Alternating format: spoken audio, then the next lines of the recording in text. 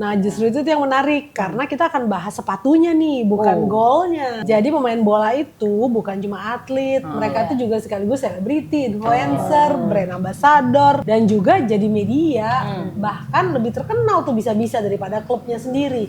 Dan lebih powerful tuh daripada sponsor resminya. Dulu brand besar itu lebih powerful dari atlet. Nike itu lebih besar daripada atlet yang mereka sponsorin. Tapi sekarang tuh kayaknya kebalik gitu ya.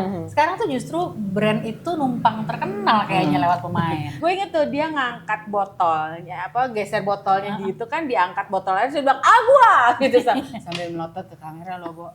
Takut nggak lo dipelototin, mana tadi Ronaldo? Ya kan Ronaldo udah ngebuktiin ya, dia bikin Coca-Cola kehilangan 4 miliar dolar. Pantesan ya brand sekarang itu pada pengen collab ya sama figur publik.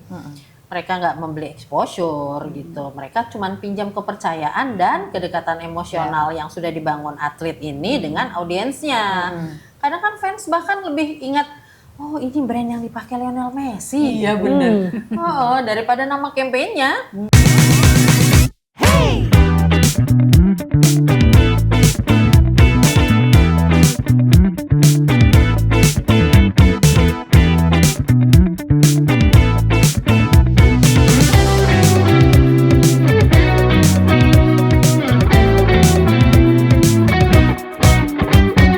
Disabotcom. Halo semuanya, balik lagi di Disabotcom, podcast di mana kita ngomongin komunikasi dengan serius tapi tetap nyaman didengar sambil santai. Hari ini kita mau ngomongin sepak bola dalam rangka FIFA World Cup. Tapi lagi-lagi bukan soal taktik ya. Karena kalau gue disuruh jelasin apa itu offside, waduh, mungkin podcast ini langsung selesai dalam 2 menit dan pendengar juga langsung cabut pasti. Sama Mel, kalau nonton bola itu yang gue lihat tuh ya pemainnya gitu. Ini pemainnya ucul juga ya, lucu juga. Atau, sepatunya apaan tuh? Kece banget nih sepatunya. Iya, valid sih pikiran kayak gitu. Ya sebagai penggemar sneakers kan ya, gue lo tahu dong betapa banyak sneakers gue di rumah. Nah gue tuh selalu ngeliatin, warnanya baru walaupun sepatu bola kan nggak bisa dipakai ya. Tapi kan keren. Pastilah sepatu-sepatu mereka udah mahal dan pasti enak dipakai soalnya kan. Nah justru itu yang menarik karena kita akan bahas sepatunya nih, bukan golnya. Jadi pemain bola itu bukan cuma atlet, mereka tuh juga sekaligus selebriti, influencer, brand ambassador, dan juga jadi media. Bahkan lebih terkenal tuh bisa-bisa daripada klubnya sendiri. Dan lebih powerful tuh daripada sponsor resminya. Iya benar. Dulu kan orang kalau nonton bola itu kan suka sama pemain bola karena skillnya. Tendangan pisang lah, apalah gitu ya. Tapi sekarang kan orang itu suka pemain bola itu enggak cuma karena skill, tapi juga justru karena personality-nya gitu kan, lifestyle mereka, terus konten Instagramnya gitu. Iya, bener banget tuh Ci ya. Kadang orang bahkan nggak nonton pertandingannya kan ya, tapi follow kehidupan pemainnya justru. Iya, kan sekarang pemain bola tuh udah kayak startup jalan aja ya. Mereka punya audiens sendiri, punya bisnis sendiri, fanbase sendiri, bahkan personal media channel juga sendiri. Ada miminnya pasti Kak. Iya. Makanya hari ini kita mau ngobrolin kenapa sih pemain bola itu sekarang bisa terasa lebih besar daripada brand yang sponsorin mereka. Apakah mereka sudah berubah jadi produk budaya global? Spoiler nih ya, jawabannya mungkin lebih kompleks loh dari yang kita semua kira gitu. Dan mungkin lebih mengejutkan juga. Teaser dulu nih.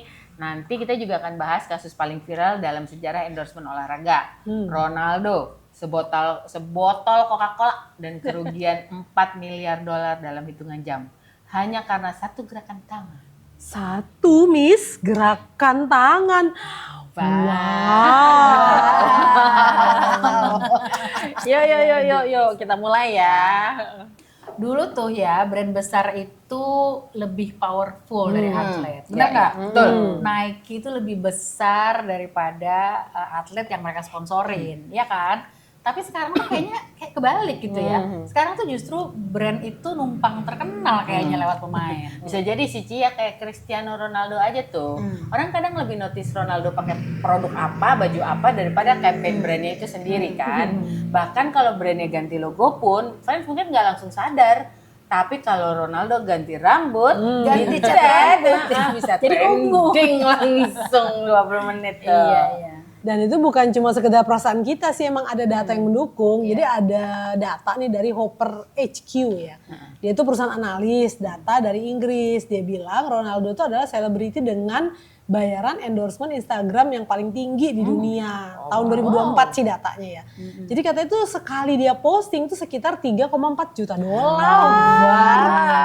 Salah profesi kita teman-teman. Salah profesi, Main bener. bola aja. Dan iya, gue juga pernah baca tuh ya, feed Messi itu ada di posisi kedua gitu dengan sekitar 2,7 juta dolar per post ya. Posisi ketiga ditempati oleh bukan pemain bola, tapi Selena Gomez ya, selebriti. Tapi tetap aja kan pemain bola tuh yang mendominasi daftar teratas tuh. Wah, satu postingan doang jutaan dolar ya. Mengelus dada. Aduh, itu berapa tuh ya kalau dirupiahin? Nggak Aduh, kebayang. jangan dipikir mah. Nggak kebayang.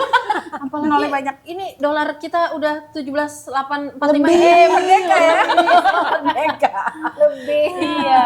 Sementara kita kalau update story 30 kali sehari aja views-nya kalian-kalian aja kayaknya. Gak naik-naik ya view-nya ya. Aduh, mikirin Nah iya rupiah. tuh, dalam teori komunikasi pemasaran itu kan emang ada konsep yang disebut celebrity endorser gitu ya, yang dibahas sama Shim and Andrews gitu ya. Intinya itu figur terkenal itu memang dipakai untuk menyampaikan pesan produk karena mereka memang dianggap punya pengaruh ke audiens gitu. Iya. Sebenarnya ini kan bukan hal baru sih buat kita ya. Tapi yang baru mungkin adalah skala dan kecepatan pengaruhnya di era medsos ini gitu. Iya, atlet juga kan udah jadi media ya. Ya. Kalau dulu kan komunikasi itu dari media tuh top down ya ke publik. Kalau sekarang kan mereka atlet tuh udah punya channel, bisa langsung nih ngobrol sama si audiensnya, nggak perlu lagi pakai perantara, nggak perlu editor, nggak perlu minta izin gitu. Dia langsung bisa komunikasi. Dan followers mereka tuh kan juga gila ya. Nah ya, followersnya Ronaldo aja di Instagram tuh kalau nggak salah lebih dari 665 juta ya.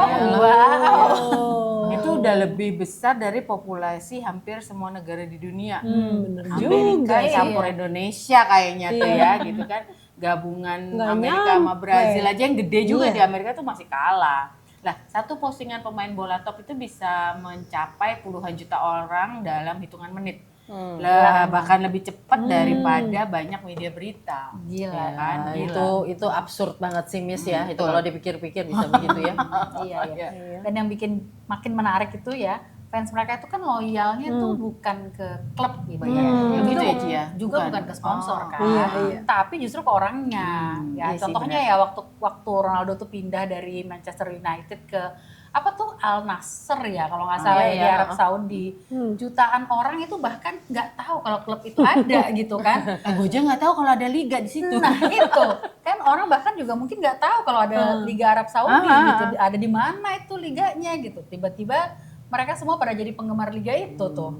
Iya, itu soalnya ada pergeseran kekuasaan kan dari situ-situ ke individu. Jadi pusat gravitasi attention ekonomi itu sekarang udah beralih dan jadinya lebih menguntungkan si personal figure sebenarnya. Benar Fit, karena manusia kan jadi lebih relatable gitu sekarang ya daripada institusi. Ya, dan lebih dramatis juga, Ci. Iya. Publik kan suka tuh ya sama cerita personal gitu, gimana perjuangan hidup mereka, masa kecilnya yang dulu miskin gitu ya. Ronaldo perjuangan dia dari kecil main bola gitu ya. Itu terus cederanya, comeback gitu ya. Belum lagi soal konflik-konflik. Ya siapa yang mau follow akun resmi Nike kalau misalnya bisa langsung follow Mbappe aja gitu kan. Lihat dia latihan langsung kan. Oh langsung real time hampir kan. Makan liburan ya kan, nangis juga, punya skandal mungkin ya kan. Makanya kayak dokumentari atlet itu kan juga laku banget ya. Orang pada pengen tahu lah gitu. Karena orang tuh merasa kenal sama dia padahal ya nggak kenal juga sih ya. Mungkin dia tahu juga enggak kalau kita tuh ada ya enggak. Iya, dia nggak taw bahkan kita semua ini eksis di dunia ini. Betul. Iya, publik sekarang kan merasa punya akses personal ya ke atlet ini ya. Tahu makanan kesukaannya, juga rutin gymnya gimana gitu ya, anaknya, rumahnya gitu. istrinya, pacarnya, selingkuhannya. Ya bener sih, bener. Bahkan tuh fans-fans itu hafal loh jadwal tidurnya. Wah, ini jadwal tidur idolanya hafal. Padahal sebenarnya kan itu hubungan itu kan dibangun sama media ya, media sosial. Ya, itu namanya parasocial relationship, Mel. Jadi mereka itu merasa dekat padahal Nggak nggak kenal. kenal. Kalau zaman kita dulu ya Gen X tuh bilangnya SKSD. Yoi. So kenal so dekat gitu ya. Dan memang itu yang bikin si atlet tuh jadi sangat marketable ya. Jadi brand mereka itu sekarang nggak cuma beli popularitas sih. Mereka tuh beli kedekatan emosional tadi tuh antara atlet dan audiensnya. Ada sih penelitian tuh yang bilang kalau interaksi parasosial itu memang bisa banget loh meningkatkan secara signifikan ya, menaikkan endorsement, nilai beli dari produk yang di-endorse sama mereka gitu. Jadi sebenarnya brand itu nebeng cintanya fans gitu. Ya emang powerful sih dalam banyak kasus keterikatan emosional fans ke pemain atau idolanya lah ya, dan atau klub itu jauh lebih kuat pengaruhnya ketimbang promosi biasa, ya kan. Jadi waktu audiens itu merasa dekat secara emosional, ya komunikasinya rasanya pengaruhnya jadi lebih besar nih gitu. Lihat aja kayak gue sama Didi Wang Hedi gitu, itu loh anak gue yang gue adopsi dari Siapa namanya? Didi Wang. Dylan Wang. Oh, Dylan Wang. Itu aktor dari mainland sana ya. Coba ya, gue tuh menjadikan dia sebagai anak adopsi gue, padahal dia aja nggak tahu kalau dia gue adopsi secara emosional ya. Dia aja nggak tahu lu ada di dunia ini. Itu betul. Nah sekarang nih kita masuk ke kasus yang paling dramatis ya. Dan ini kisah nyata kan, bukan fiksi. Ingat gak tuh waktu Cristiano Ronaldo geser botol Coca-Cola di satu acara, dia geser aja tuh. Iya, ingat sih Mel. Itu kejadian waktu Euro 2020 ya di Budapest. Waktu itu kan Ronaldo tuh duduk gitu kan di kursi, lagi mau press conference sebelum pertandingan Portugal lawan Hungaria kalau nggak salah ya. Nah terus pas dia lagi duduk itu di meja itu ada 2 botol Coca-Cola gitu, emang sponsor resmi acara itu kan. Terus begitu dia ngelihat botol itu, mukanya itu kayak orang yang baru ketemu mantan gitu, kayak Mantan yang putusnya nggak baik-baik juga. mantan yang putusnya nggak baik-baik gitu kan. Yoi, gue inget tuh dia ngangkat botolnya, geser botolnya gitu kan, diangkat botolnya, dia bilang gua gitu sambil melotot ke kamera lo, Bo. Takut nggak lo dipelototin? Mana tadi Ronaldo? Coba dipelototin. Dia langsung heboh lah ya. Iya. Satu gerakan kecil cuma berapa detik tapi efek komunikasinya kan jadi global ya. Dan terus habis itu nih katanya nih 24 jam kemudian nilai Coca-Cola tuh di pasar tuh langsung turun loh sampai 4 miliar dolar. 4 miliar Gila kan? Miliar dolar. Karena 2-3 detik tuh ya, dan satu kata pula tuh dalam bahasa Portugal ya. Nggak sanggup lagi tuh ya, gue bayangin tuh. Berapa banyak gitu dalam rupiah. Berapa? Gak usah dipikirin. Udah ngelinding Ya nolnya. itu kan gila ya sebenarnya ya. Soalnya yang geser botolnya bukan orang biasa, bukan kita gitu ya. Tapi seorang Ronaldo. Cuma kalau seorang aku nih menggeser, ya udah ngapain sih lo geser-geser, banyak iseng banget sih, udah mau ember. Langsung gitu. Dan ini kan nggak berhenti di Ronaldo aja ya. Terus hari kemudian si Paul Pogba ya kalau nggak salah juga ikutan tuh dia. Dia singkirin botol Heineken ya, sponsor lain ya, karena sebagai muslim dia nggak minum alkohol.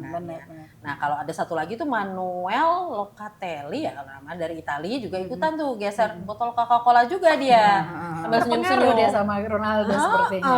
Satu gestur Ronaldo aja tuh menciptakan gerakan domino global. Iya. Soal sekarang kita hidup di culture of visibility ya. Jadi semua tuh direkam, semua dipotong jadi klip, semua bisa viral gitu. Jadi apalagi yang melakukan tuh public figure di tingkat dunia pula gitu. Emang yang menarik tuh dari sudut pandang komunikasinya nih ya. Jadi gestur yang kecil kayak gitu tuh bisa jauh lebih powerful daripada campaign jutaan dolar yang udah disiapin berbulan-bulan. Itu kan bukan berbulan-bulan lagi Ci, udah bertahun-tahun itu termasuk risetnya. Panjang ya, udah panjang. Nah, ini soalnya kan terasa autentik ya kalau kayak gitu. Netizen sekarang kan lebih percaya gestur spontan ya daripada iklan daripada iklan yang polish gitu ya. Konsumen zaman now detektor BS-nya kan sangat sensitif Cepet bunyinya, ya kan? Karena kan brand kan susah ya buat brand tuh kelihatan genuine. Udah pasti lah pikiran ini mau jualan. Sementara kalau public figure itu masih dilihat sebagai dia juga manusia gitu ya. Pemain bola juga manusia gitu. Iya, padahal personal branding atlet itu juga enggak 100% spontan sih ya. Itu kan juga direkayasa juga, dikonstruksi gitu. Nah, ini penting nih ya buat kita ingat-ingat juga tuh. Kadang tuh kita lupa kalau sebenarnya image pemain bola itu tuh juga hasil dari strategi komunikasi yang emang udah juga disusun dengan sangat hati-hati gitu ya. Ya banget itu Ci ya, mulai dari cara ngomong, postingan, fashion, charity sampai angle foto bahkan gitu. Banget, Semua itu dipikirin gitu dan direncanain kan ya. Ya karena kan para pemain-pemain yang udah pada ngetop-ngetop gitu kan punya tim PR pasti ya, tim stylist, konten, sosial media, Entourage-nya banyak, banyak mungkin ya. bahkan image consultant kan harus sesuatu yang sangat polish. Tapi karena udah dieksekusi dengan sangat baik, jadinya kelihatannya natural. Nah itu seninya personal branding modern tuh kayak gitu tuh. Soalnya kan mereka itu bukan cuman atlet kan ya, mereka itu udah jadi aset bisnis gitu loh. Aset negara juga. Aset negara ya. Mbappe aja punya 7 trademark resmi gitu di Uni Eropa, termasuk pose tangan bersilang dia yang ikonik itu gitu. Bahkan itu lebih banyak lagi dari Messi dan Ronaldo. Bahkan posenya aja udah dipatenin ya Ci ya. Iya. Bisnis banget memang ya. Iya. Bisnisin. Kayak kata Eci tadi yang selalu nilai atlet tuh nggak cuma dari keterampilannya kan ya, tapi dari seberapa besar dia bisa narik perhatian publik gitu. Dan seberapa kuat sebenarnya emosional yang mereka bangun nih sama si fansnya. Nah kadang tuh gue mikir ya, atlet sekarang tuh hidupnya kayaknya capek banget gak sih? Iya kan? Coba Aja capek ngeliatnya. Makanya ya. Karena kan Tapi terima duitnya nggak capek gak sih. capek. Tapi sebelum mendapatkan duit itu tadi ya, mereka tuh kan harus terus-terusan perform gitu kan. Mereka di lapangan perform gitu, di sosial media mereka perform, di depan fans. Terus pas lagi interview itu kan mereka perform terus-terusan gitu. Pressure-nya kan gede banget tuh. Non-stop loh, nggak berhenti. Iya benar Ci, dan semua gerak-geriknya direkam ya. Oh ekspresi salah dikit langsung jadi meme. Nah kesian ya. Salah ngomong satu kata trending. Nah, itu. Iya, dan semua orang tuh ya karena SKSD itu ya merasa berhak gitu loh ngomentarin mereka. Suka dikomentarin, nggak suka dikomentarin juga, kayaknya nggak ada yang bener gitu loh. Soalnya semuanya udah jadi konsumsi publik sih ya, nggak cuma tubuhnya aja gitu, tapi juga emosinya lah, kehidupan personalnya gitu. Di studi budaya nih disebutnya commodification of identity. Wah berat banget Fit bahasanya Fit. Keberatan ya Mel? Coba Aduh, kalau sorry. bahasa mudahnya gimana nih Fit? Coba ya saya mencoba menerjemahkan apa yang disampaikan oleh Ibu dosen Vida. Ya. Jadi identitas manusia itu berubah jadi produk, komoditas yang bisa dijual dan dikonsumsi gitu. Sedihnya mereka jual gitu kan, senang dijual, marah juga dijual, menang dijual, kalah pun juga dijual. Bahkan mereka nangis aja juga bisa jadi konten yang bisa jadi viral gitu. Iya, apalagi ya netizen senengnya drama, ya kan? Pemain yang punya naratif ya kayaknya tuh dibikinin cerita tuh gampang banget populernya. Mereka tuh biasanya ceritanya ada perjuangannya berat, punya cedera lah, terus comeback, itu kayak jagoan lah ya, datengan epic banget lah. Itu komunitas yang buat bikin gampang populer sebenarnya. Tapi emang gitu sih realitanya ya. Sekarang atlet itu kan juga mereka tuh bukan cuma pekerja olahraga gitu.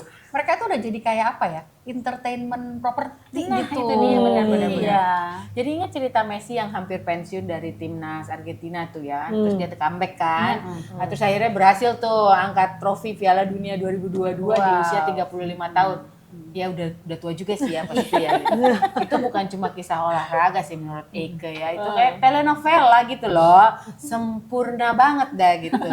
Ceritanya Happy ending. Iya. Ya, Ronaldo juga tuh ya, kan dia terlahir dari keluarga miskin kan, ceritanya di Madeira apa ya kalau nggak salah namanya ya. Ayahnya meninggal karena alkohol. Nah, sekarang dia jadi orang terkaya di dunia. Posting Instagramnya berapa juta iya, tadi banget. Gitu. Plot yang penulis film Hollywood pun kan bisa kesulitan tuh buat nulisnya.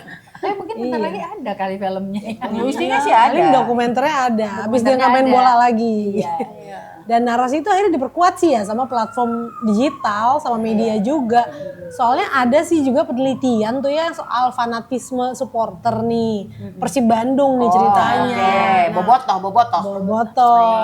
Nah, penelitian tuh bilang kalau keterikatan emosional itu bisa jauh lebih mempengaruhi keputusan membeli jersey misalnya gitu dibandingin promosi biasa. Oh iya Fit, buat fans ya beli jersey itu bukan sekedar beli baju memang. Itu pernyataan identitas gitu. Statement ya, Statement. Iya, kayak ini gue loh, ini klub gue loh, ini identitas gue, pemain idola gue. Jadi ada kebanggaan saat identitas mereka tuh sama dengan pemain idola. Kayak gue nih, Matildas. What's the Matildas dong? Iya, Matildas gitu. Sama lah kayak gue kalau beli-beli itu produk-produk dipakai anak gue yang gue adopsi dari sini tapi dia nggak tahu gue adopsi itu. Biar sama maksudnya.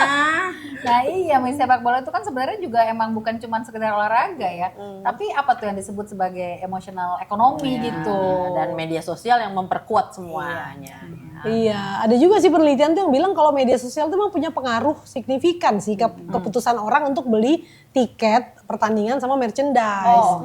Jadi akhirnya keterikatan emosi itu yang bikin faktor utama. Jadi faktor utama ya buat orang tuh tetap beli tiket juga walaupun harganya naik gitu.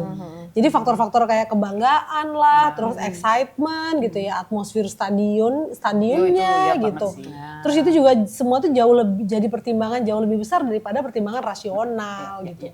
Karena sekarang kan emang hubungan fans sama si atlet itu setiap hari terjadi ya di platform digital ya. Ya kan karena dulu tuh fans cuma lihat pemain pas mereka bertanding aja ya di lapangan. Sekarang bangun tidur aja bisa lihat story-nya. Iya kayak dia tidur sama gue gitu kan misalnya. Jadi emang kedekatan itu terasa lebih personal gitu kan emang sekarang ya. Padahal sebenarnya ya itu tetap ada strategi komunikasinya kayak pasti kita udah bahas kan. Ada tuh tim PR yang ngatur tiap detiknya mereka mesti ngapain misalnya. Iya, kadang tuh publik tuh suka lupa ya. Kalau mereka tuh kan manusia biasa juga. Netizen tuh maunya idolanya tuh selalu sempurna. Nggak ada sempurnanya lagi Miss ya. Awas ya kalau jadi sempurna lagi. Iya, dia selalu inspiratif, selalu menang, selalu humble, selalu senyum. Aduh, kasihan ya. Kasihan ya hidupnya. Dan saat si atlet pujaan itu gagal, wah internet juga bisa brutal. Nah itulah, karena kalau relationship yang semu ya digital itu kan aneh. Si fans tuh ngerasa deket, gue tahu banget lo gitu. Tapi juga merasa punya hak mengontrol. Lo harusnya masuk klub ini aja, bukan yang itu gitu. Ingat nggak waktu Neymar tuh dianggap terlalu sering cedera dan pamer. Satu kali aja dia kelihatan pincang, berikutnya udah ada tuh meme Neymar challenge ya. Orang-orang seluruh dunia pura-pura jatuh secara dramatis gitu. Makanya kan emang sekarang itu tekanan mental ke atlet itu emang luar biasa besar gitu kan. Soalnya mereka tuh hidup di bawah pengawasan global, kayak dipantau gitu sama CCTV 24/7 gitu kan. Benar. Sama miliaran orang di bumi ini. Gila gak? Capek gak emang hidup kita itu? Dipikir gue gak jadi deh, salah profesi, gue jadi diri gue aja. Tapi satu postingan 3,4 ya itu. Tapi harga yang bayar Ya kan bahkan beberapa atlet udah mulai terang-terangan ya bicara soal mental health ya. Kayak Thierry Henry.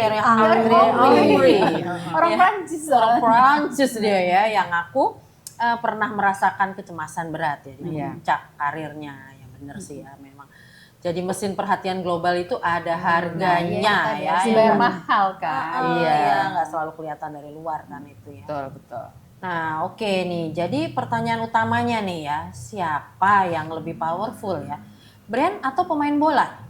Kalau menurut gue sih pemain bola sih Mel ya, karena attention itu kan sekarang memang lebih melekat ke individu gitu daripada ke institusi. Iya setuju sih, institusi itu sekarang emang makin susah ya bangun emotional attachment gitu, sedangkan kalau manusia kan lebih gampang. Ini juga didukung data sih. Waktu PSG kehilangan si Mbappe itu ke Real Madrid, analis brand itu memperkirakan si PSG itu benar-benar mengalami penurunan dari nilai komersialnya gitu. Jadi penjualan merchandise-nya berkurang, nilai sponsorshipnya turun gitu. Engagement internasional juga turun. Jadi satu pemain yang pergi itu benar-benar bisa mengguncang seluruh ekosistem brandnya. Iya benar. Nah di sisi lain kan Real Madridnya yang langsung naik Iya. nilai brandnya. Iya. Katanya 16% loh. Jadi 1,7 miliar euro tuh udah banyak juga tuh angkanya tuh. Ya, setelah diakuisisi Mbappe sama Bellingham. Ya, itu bukan kata gue loh ya. Itu kata laporan Brands Finance 2024. Iya, soalnya kan emang pemain sekarang itu bukan lagi aset yang dibeli sama klub gitu Iya. ya. Kadang justru pemain yang mengangkat nilai klubnya, Iya. kayak yang tadi Misty Iya. bilang itu. Pantesan ya brand sekarang itu pada pengen collab ya sama figur publik. Mereka nggak membeli exposure gitu. Mereka cuma pinjam kepercayaan dan kedekatan emosional yang sudah dibangun atlet ini dengan audiensnya. Kadang kan fans bahkan lebih ingat, oh ini brand yang dipakai Lionel Messi. Iya bener. Daripada nama kampanyenya.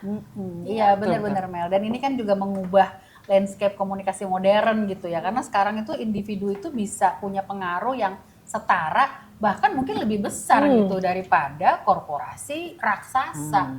Iya, ada yang penting dicatat sih nih ya, pemain yang lebih besar dari si brand itu sebenarnya hanya berlaku untuk yang mereka-mereka yang elit lah ya, kayak si tadi Ronaldo, Messi gitu ya. Tier 1 ya, tier satu lah. Media tuh kayak tier 1. Nah kalau atlet yang di bawah level itu ya brand masih punya kekuatan yang jauh lebih besar sih. Kayak nih Nike itu masih lebih powerful sih daripada 99% pemain yang udah mereka sponsorin gitu. Ya, internet tuh ya perannya di situ. Internet tuh ngubah semuanya. Tuh ya, sebelum media sosial, jarak antara brand dan atlet dalam hal kekuatan komunikasi itu kan masih sangat jauh ya sebelum ada media sosial. Nah, sekarang dengan 600 juta follower di genggaman, seorang atlet bisa langsung bicara ke dunia tanpa izin-izin dulu ke siapapun. Ya kan Ronaldo udah ngebuktiin ya dengan satu gerakan tangan, satu kata dalam bahasa Portugis. Dia bikin Coca-Cola kehilangan 4 miliar dolar. Dan Coca-Cola nggak bisa berbuat apa-apa. Iya. Selain bilang dia everyone is entitled to their drink preference gitu. Iya, mau ngapain lagi? Iya. Mau ngelawan Ronaldo? Tentu tidak bisa. Oh tidak bisa. Tentu tidak bisa. Jadi pemain bola zaman now itu emang nggak lagi sekedar atlet ya. Mereka itu adalah media juga, brand, simbol budaya, sekaligus juga komoditas global gitu kan. Semuanya itu bisa terjadi, bisa ada hanya dalam satu orang Ronaldo, satu orang Messi gitu. Dan eventnya sendiri Piala Dunia itu bukan cuma soal tanding olahraga lagi gitu ya, tapi soal perhatian lah, identitas, ekonomi digital gitu. Dan hubungan emosional tadi ya sangat nyata gitu antar si manusia yang nggak pernah ketemu, ya kayak Ibu Misty dan anaknya, anak-angkatnya itu. Yang dia nggak tahu kalau adopsi itu ya. Ya memang sih, sebenarnya kan kalau dipikir-pikir setelah tua juga sih, yang paling berharga itu bukan cuma uang kan ya, tapi kemampuan menarik dan mempertahankan perhatian publik. Ini Tapi siapa itu aja? uang juga akhirnya kan gede kan. Iya. Tapi kan kalau misalnya nggak bisa mempertahankan perhatian publik, uangnya hilang ya kan? Ya kayak pemain bola elit sekarang adalah ya mesin perhatian paling efektif di dunia. Apalagi zaman-zaman Piala Dunia kayak gini. Ya, dan tapi Miss di balik semua glamor itu kan ada manusia yang menanggung beban luar biasa. Jadi mungkin di samping mengagumi mereka sebagai brand, kita juga harus ingat ya bahwa mereka itu manusia biasa lah gitu yang kebetulan hidup di sorotan global. Ya, dan siapapun yang bilang main bola itu hidupnya enak, mungkin belum pernah ngerasain jadi trending topik karena ekspresi wajahnya ada di mana-mana.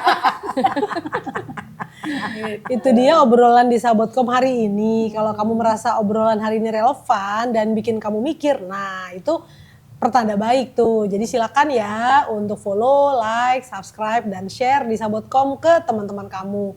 Terutama mereka-mereka yang udah siap begadang nih buat nonton Piala Dunia. Dan jangan lupa nyalain loncengnya. Supaya makin banyak yang sadar kalau komunikasi itu bukan cuma soal bicara, tapi soal siapa yang kamu pilih untuk kamu percaya membentuk cara pandangmu. Sampai ketemu di episode minggu depan ya, nggak kalah seru. Terima kasih ya sudah dengerin di Sabotkom. Diskusi asik dan berbobot komunikasi.